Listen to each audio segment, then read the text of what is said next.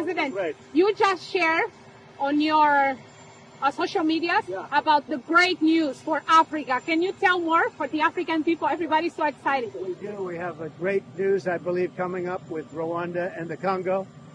And I think you're going to be seeing peace in Rwanda and the Congo and a few other nations right around. And that will be a terrific thing. So we hope that's going to happen. And also your administration will invest over 6.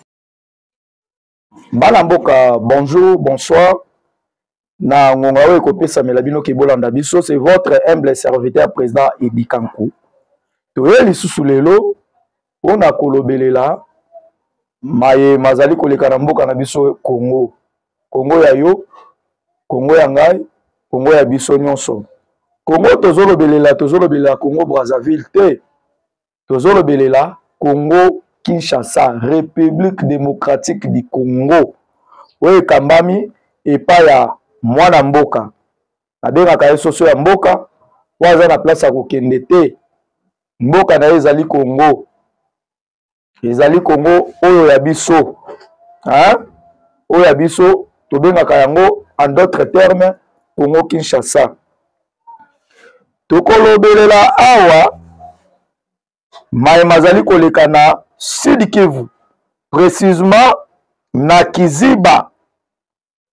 Na Kiziba nde tozali kolobelela awa parce que ezali na mwa ba divergence to ba maloba oyo ebele batu bazoloba na ngonga oyo yango tokoti na lombango na ngonga oyo pona ko éclaircir opinion ba nyonso bazwami na bamboka ya bapaya lokola baye bazali na Asie, na Amérique, na Océanie, na Europe pe na Afrique bipai nyonso bozwami po biso tozali sur terrain awa nde tozali koloba tozopesa biso information tozali kopesa bino information na biso baye oyo tozali awa baye tozali ko vivre nde tozali kopesa tolokoti yango na nzela te tozopesa bino information sur.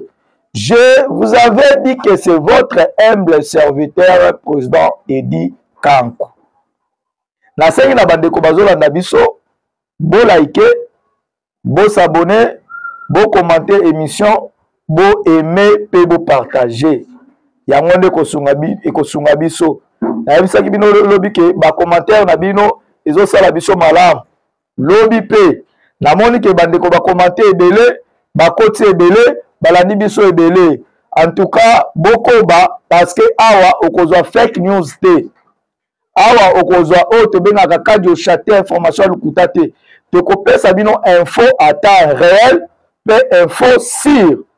Yango na kolinga to banda ko développer maye oyo tokoloba na mkola lelo.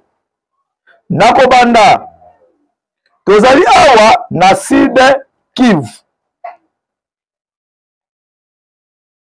Précisément na Kasiba. Yoki bayini ya Congo. Badongolo miso. Balobike. M23 abotoli Kaziba. M23 bar AFC ya Kabila. Oh tobenaka Kazembelebe Kanambe babotoli Kaziba. Mais toko découvrir na bino ensemble. Toko kako comprendre maye mazali koleka. Bokoloba peut-être que tozongeli makambo ya kala. Touti komona awa accord de paix to signature oyo uti ko signame na États-Unis d'Amérique na Washington, capitale ya États-Unis, capitale politique. Tozala na deux capitales na États-Unis, tozali na New York, tozali na Washington. Tozali na capitale économique na capitale politique. Oyo ezalaka na États-Unis. Mais oyo esigname wapi na Washington.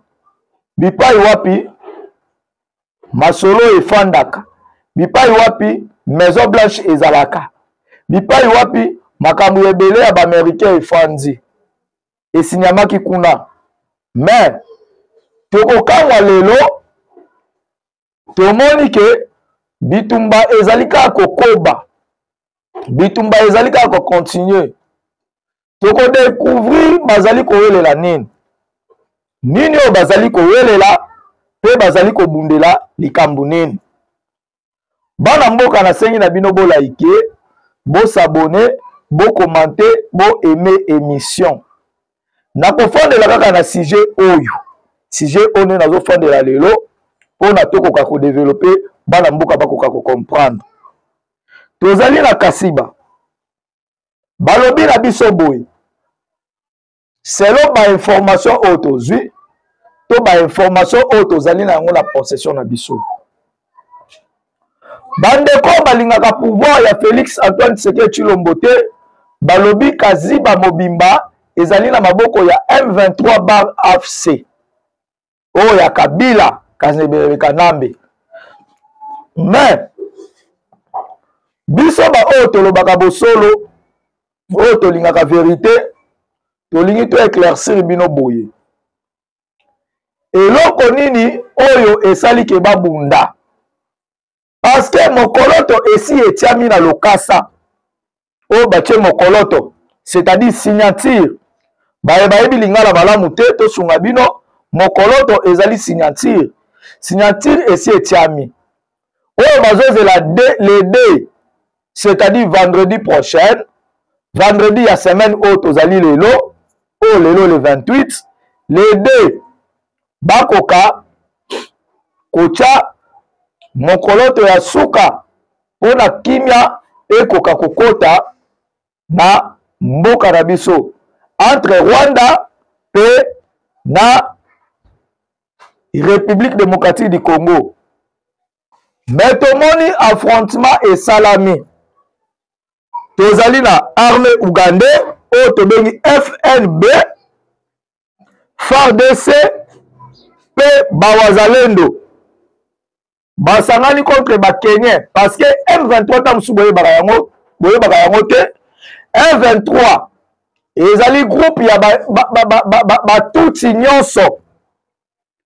Ozi ba Kenyans, ozi ba Ougandais, ozi ba Rwandais, basangani nde bazali kobunda na Congo.